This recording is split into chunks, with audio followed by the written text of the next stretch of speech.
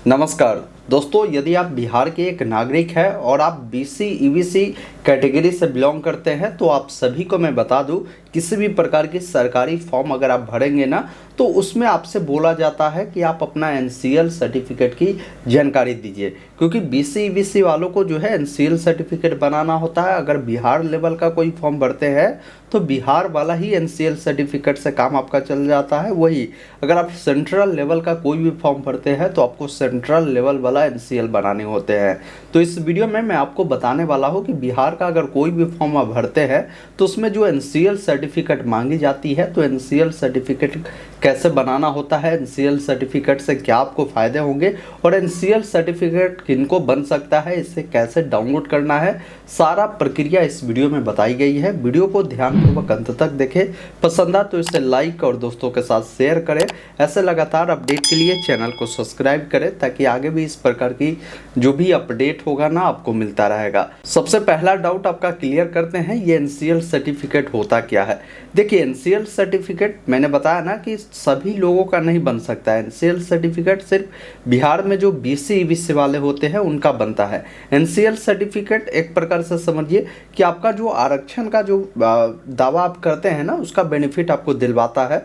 अगर इसको आप नहीं बनाकर नहीं लगाते हैं तो जो भी आरक्षण का बेनिफिट अगर आपको मिलना होगा ना वो आपको नहीं मिल पाएगा, ये ध्यान रखिएगा। एनसीएल सर्टिफिकेट वैसे अगर देखा जाए तो ये 1 साल तक वैलिड होता है। आप 1 साल में आप नया बना सकते हैं। अगर 1 साल से ज़्यादा पुराना हो चुका है तो मैं कहूँगा कि नया ही बनाकर कोई भी फॉर्म भरे ताकि आपको उसका बेनिफिट मिल पाए। दूसरी चीज़ है कि एनसीएल सर्टिफिकेट बनाने में आपको जाति, आवासीय आय और साथ में आपको आधार कार्ड की आवश्यकता पड़ेगी, ये ध्यान रखिएगा। तो पूरी प्रोसेस अभी मैं अपने स्क्रीन पर चलकर बताता हूँ कि कैसे एनसीएल सर्टिफिकेट के लिए ऑनलाइन अप्लाई करना है। वीडियो को अभी तक लाइक नहीं किया तो लाइक कर दीजिए और चैनल पर नए हैं तो सब्सक्राइब जरूर कर लीजिए। इस प्रकार की लगातार अपडेट आपको आगे भी मिलता रहेगा। आइए फिलहाल स्क्रीन पर चलकर पूरी जानकारी बताते हैं। इसके लिए सबसे पहला काम करें, अपने मोबाइल या लैपटॉप में गूगल ओपन करें। गूगल में लिखना है RTPS। यह वेबसाइट serviceonline.bihar.gov.in का मिलेगा। इसे ओपन करेंगे। उसके बाद यहाँ पर देखेंगे ना, ऑनलाइन आवेदन दे में काफ़ी सारे ऑप्शन मिलते हैं। जहाँ पर आप देखेंगे सामान्य प्रशासन विभाग का एक ऑप्शन मिलता है, इस पर क्लिक करना है। यहीं से आप आवासीय प्रमाण पत्र, आय प्रमाण पत्र, जाति प्रमाण पत्र बना सकते हैं। इसके अलावा नॉन क्रीमी लेयर प्रमाण पत्र भी है और ब्रैकेट में लिखा हुआ है बिहार सरकार के परियोजनार्थ। इसका मतलब बिहार लेवल का बनाना है तो आपको यहाँ पर क्लिक करना होगा।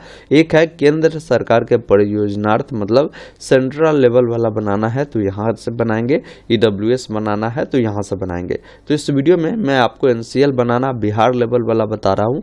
तो जो ये ऑप्शन दिया गया है बिहार सरकार का परियोजनार्थ, जिस पर क्लिक करेंगे। अब एनसीएल सर्टिफिकेट भी 3 स्तर से बनता है। पहला अंचल स्तर, अनुमंडल स्तर, जिला स्तर। अब आपको देखना है कि किस स्तर से आपको बनाना है। अंचल स्तर से भी अगर बनाते हैं तो बिहार की कोई भी भर्ती होती है तो उसमें ये जो एनसीएल सर्टिफिकेट है वो वैलिड होता है, ये ध्यान रखिएगा। तो पहला स्टेज आपका एनसीएल सर्टिफिकेट अंचल स्तर से ही बनना चाहिए। आप अंचल स्तर पर आपको क्लिक करना है। जैसे ही आप क्लिक करेंगे ना, आपके सामने ये फॉर्म खुलता है जिसमें सबसे पहला पूछा गया है कि क्या आपके पास पहले से निर्गत प्रमाण पत्र है। तो अगर पहले से एनसीएल बना है तो आप यस कर सकते हैं, अगर नहीं बना है तो नो कर देंगे। आपका जेंडर क्या है, लड़का है तो पुरुष, लड़की है तो स्त्री, आप यहाँ से सेलेक्ट करेंगे। बाकी कोई अभिवादन अगर आपका है तो आप बता सकते हैं, मतलब श्री, श्रीमती, ये सब अगर लगा है तो ठीक है, नहीं तो कोई अभिवादन नहीं आप डालेंगे।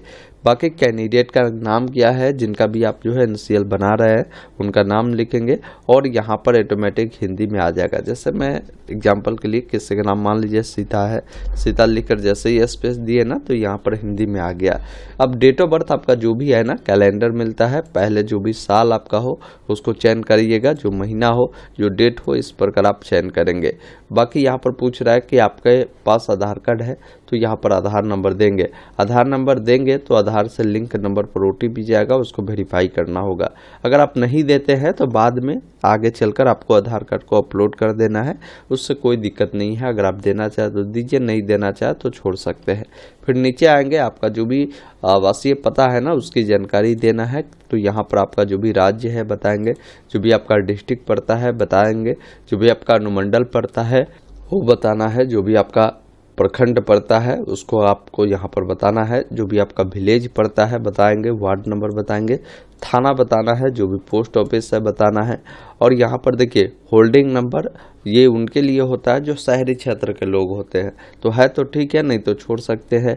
इसके अलावा देखेंगे ना सर्कल नंबर है तो ठीक है, नहीं तो छोड़ दीजिए। उसके बाद जो भी आपका पिन कोड है आपको यहाँ पर देना है। आप जो बिलोंग करते हैं वो ग्राम पंचायत में आता है, नगर निगम में आता है, नगर परिषद में आता है या नगर पंचायत में आता है वो बताएंगे। और जो भी जैसे मैंने ग्राम पंचायत चुना तो मेरा जो भी ग्राम पंचायत है बताएंगे, नगर निगम चुनेंगे तो जो भी नगर निगम है उसकी जानकारी हम देंगे। अब यहाँ पर पूछ रहा है कि जो ऊपर दिया गया पता और टेम्पोररी पता अगर दोनों समान है तो इस चेकबॉक्स पर टिक करेंगे, दोनों ये फिलअप होगा। अलग अलग है तो अलग अलग जानकारी को फिल करना है।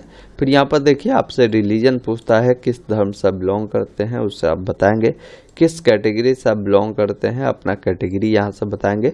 उसके बाद आपका जो भी जाति है यहाँ से सभी जाति का नाम मिलता है, अपना जाति का नाम लिखेंगे। उपजाति आपका कौन सा है वो आपको यहाँ से बताना है। अब उसके बाद आपसे ऑक्यूपेशन पूछ रहा है कि मतलब क्या करते हैं आप। अगर स्टूडेंट है तो स्टूडेंट बताएंगे, गवर्नमेंट सर्विस में है, प्राइवेट सर्विस में है, कोई बिजनेस करते हैं तो आप अपने अकॉर्डिंग जानकारी को बताएंगे।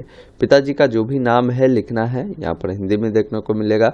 कोई शादीशुदा महिला है तो उनके हस्बैंड का जो नाम होगा लिखेंगे, यहाँ पर हिंदी में देखने को मिलेगा। यहाँ पर माता जी का नाम लिखना है।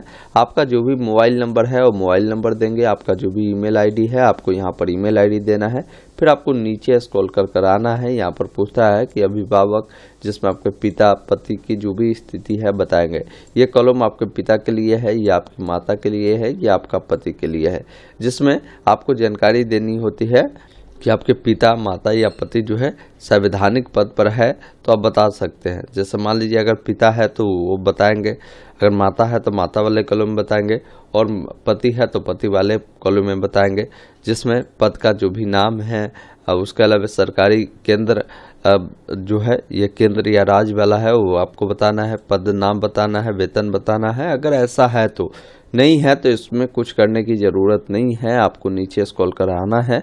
आपको यहाँ पर देखिए पूछता है कि आय के बारे में जानकारी दीजिए। आय जो आपका है इनकम वो कितना है, सरकारी नौकरी से आय कितना है तो यहाँ पर बता सकते हैं। व्यवसाय से कितना आया है, पेंशन से कितना आया है। इसके अलावा यहाँ पर पूछ रहा है कृषि से कितना आया है, वो आपको यहाँ पर बताने की ज़रूरत होगी। तो आपका वार्षिक आय यहाँ पर देखने को मिलता है।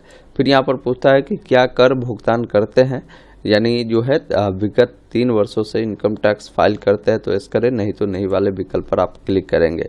बाकी अन्य जानकारी है, अगर आप इसमें कुछ बताना चाहें तो बता सकते हैं, अन्यथा छोड़ेंगे।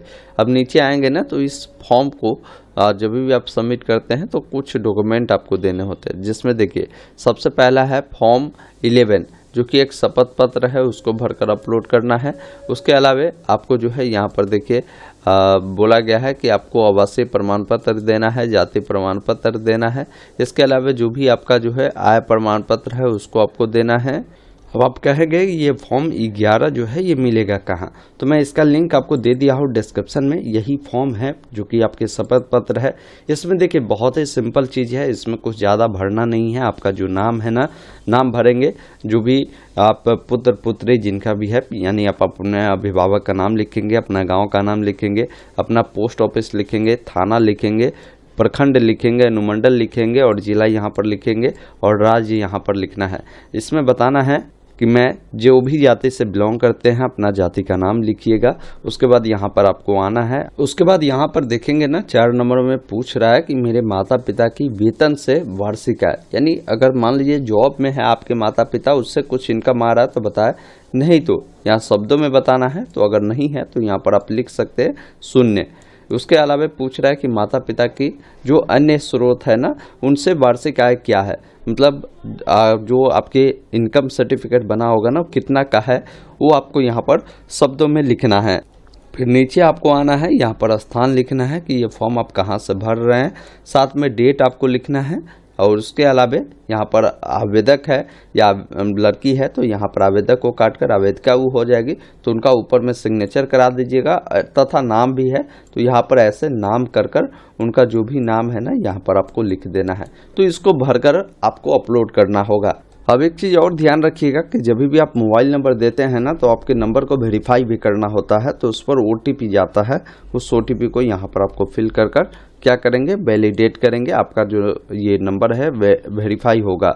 तो उसके बाद इसमें देखेंगे ना एक और डॉक्यूमेंट आपसे पूछता है कि अगर आपके पास है तो इसको भी अटैच जरूर कर दीजिए, जैसा सिंचित जमीन का प्रतिशत बिहार सरकार के सीलिंग कानून के अंतर्गत, मतलब अगर आपके पास कोई ज़मीन का ये है न रसीद उसीद तो उसको भी आप अटैच कर दीजिएगा। नहीं है तो आप चाहे तो इसको छोड़ सकते हैं। बाकी इस कैप्चा कोड को फिल कर प्रोसीड करना है। उसके बाद आपके सामने फॉर्म का प्रीव्यू आता है, एक बार जानकारी को देखें और एक ऑप्शन मिलता है अटैच इंस्ट्रक्शन का, जिस पर आपको क्लिक करना है। अब देखिए यहाँ पर वही डॉक्यूमेंट सब आपको देने होंगे, जैसे शपथ पत्र जो आपने भरा है, मैंने अभी बताया 11 वाला फॉर्म 11, उसको सेलेक्ट कर पहले उसको अपलोड कर दीजिएगा। इसके अलावा आपका जो भी आवासीय प्रमाण पत्र है उसको यहाँ पर अपलोड करना है। जो भी आपका इनकम सर्टिफिकेट है उसको यहाँ से आप अपलोड करेंगे। जो भी आपका कास्ट सर्टिफिकेट है ना उसको अपलोड करेंगे। और अन्य डॉक्यूमेंट में आप इनमें से कोई डॉक्यूमेंट जैसे आधार कार्ड हो, वोटर ID कार्ड हो, उसको सेलेक्ट कर उसको आप अपलोड करेंगे और सेव इंस्ट्रक्शन पर क्लिक करेंगे। उसके बाद आपके सामने फॉर्म का फाइनल प्रीव्यू आएगा, उसमें एक बार जरूर अपनी तमाम जानकारी देखें। सभी जानकारी सही है तो सबमिट वाले विकल्प पर क्लिक करना है। इस प्रकार देखेंगे ना आपका जो फॉर्म है सक्सेसफुल सबमिट होगा, किस डेट को फॉर्म सबमिट हुआ है वो पता चलेगा। और 21 दिनों का समय ये लगता है आपकी सर्टिफिकेट को बनने में। तो 21 दिन बाद जो आपको ये प्रमाण पत्र मिलेगा वो कब मिलेगा और डेट भी आपको मिल जाता है। अगर इसको डाउनलोड करना है तो यहीं से एक्सपोर्ट टू डाउनलोड पर PDF पर क्लिक कर डाउनलोड करेंगे। अब अगर भविष्य में इसका स्टेटस देखना है तो यही वेबसाइट है, जहां पर आकर एक ऑप्शन मिलता है आवेदन की स्थिति देखें, जिस पर क्लिक करेंगे और यहीं से आप अपना स्थिति देख पाएंगे, जिसमें आपको रेफरेंस नंबर जो आपको मिले हैं ना BICC कर उससे डालेंगे, किस डेट को फॉर्म को सबमिट किया और डेट डालेंगे, कैप्चा कोड को डालकर सबमिट करेंगे।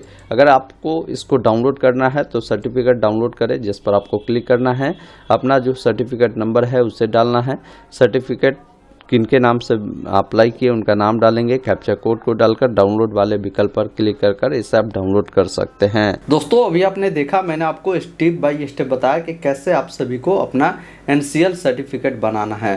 उम्मीद करता हूं आपने पूरी जानकारी समझा होगा। तो वीडियो को लाइक शेयर जरूर कीजिए। वीडियो देखने के लिए बहुत बहुत धन्यवाद। जय हिंद।